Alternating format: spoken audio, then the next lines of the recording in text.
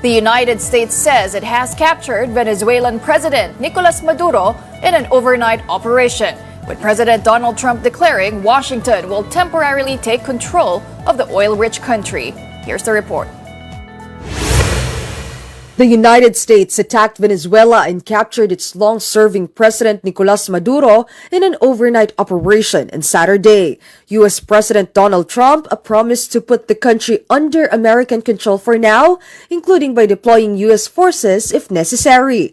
Speaking at a press conference at his Mar-a-Lago club in Florida, Trump said the U.S. would continue to oversee its involvement in Venezuela until such time as they can do a safe, proper, and judicious transition, signaling an open-ended U.S. role in the country. So we don't want to be involved with having somebody else get in, and we have the same situation that we had for the last long period of years.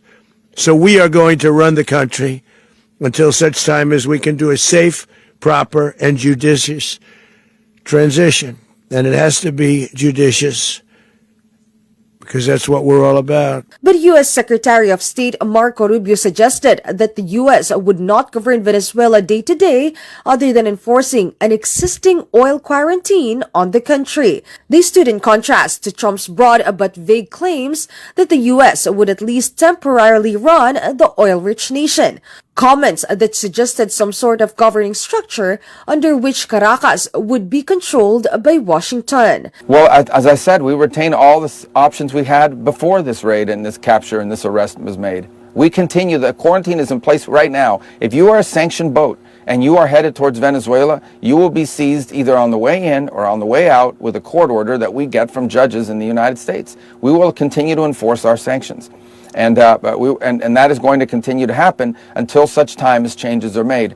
The U.S.-Venezuela tensions intensified under Trump after Washington imposed sweeping sanctions, recognized opposition leader Juan Guaido as interim president, and pursued a maximum pressure campaign to isolate Nicolás Maduro's government.